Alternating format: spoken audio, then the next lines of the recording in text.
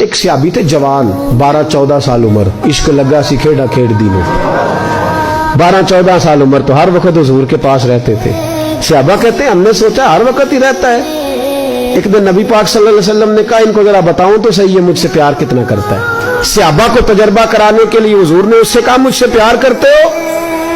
اس نے کہا بھی باپ کو پتہ ہی ہے سارا. تو حضور نے فرمایا جاؤ اپنے باپ کی گردن کاٹ کے لاؤ. کس کی؟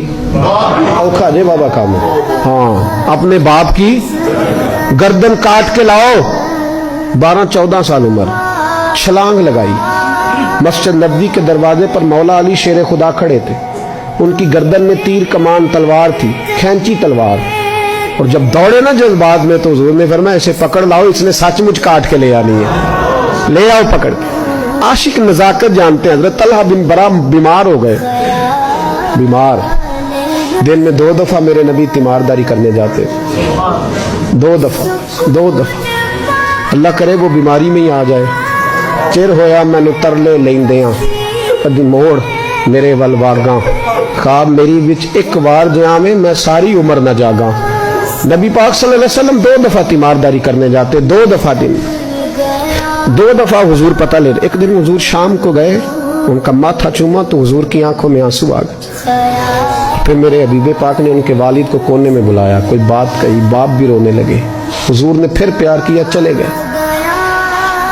حضرت طلحہ اپنے ابا جی سے کہنے لگے حضور کیا کہہ کے گئے ہیں؟ کہا بیٹے کچھ نہیں. کہا نہیں مجھے بتائیں.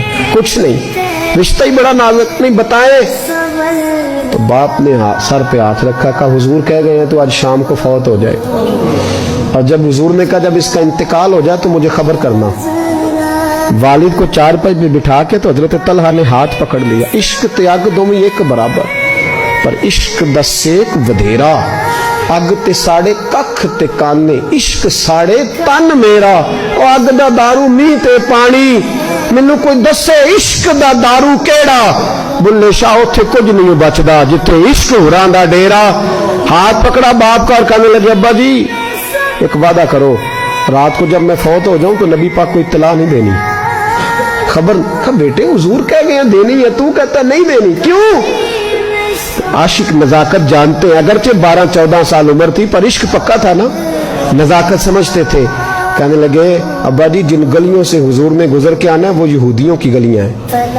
ایسا نہ ہو میرے جنازے کی خاطر حضور گزرے اور کوئی میرے نبی کو تکلیف دے دے, اس لیے خبر نہیں کرنی مصطفیٰ کو. آپ جنازہ پڑھ کے دفنا دینا.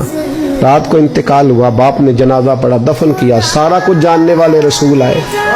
کہا مجھے بتایا کیوں نہیں؟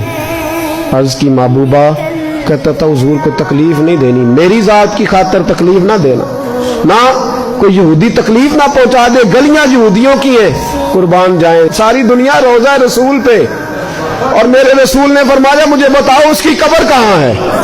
ساری دنیا روضہ رسول پہ, اور نبی پاک اس غلام کی قبر پہ کھڑے آنسو بہ رہے ہیں. صحابہ کہتے ہیں ہر قبر پہ دعا یہ ہوتی تھی یا اللہ قبر کشادہ کر دے, یا اللہ اس کا حساب آسان کر دے. یہاں دعا بھی انوکھی, اس کے لیے دعا بھی انوکھی, رشتہ ہی بڑا نازک ہے. میرے نبی پاک نے دعا بڑی انوکھی فرمائی. کہا اے اللہ جب میرے طلحہ کی تیرے ساتھ ملاقات ہو تو ذرا اس سے مسکرا کے ملنا, وہ تیری شان کے لائق ہے, ذرا اس سے مسکرا کے ملنا. کہتے ہیں وجد ہو گیا طاری, اس لیے کہ جو رشتہ نبی کا امتی سے ہے اور امت کا رسول سے ہے اس کی نزاکت کو صرف غلام جان سکتے.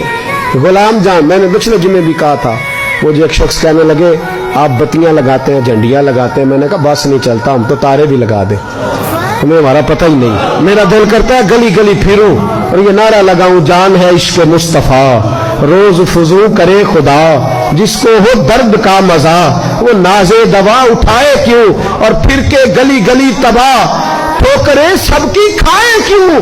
اگر دل کو یہ عقل دے خدا تو تیری گلی سے جائیں کیوں.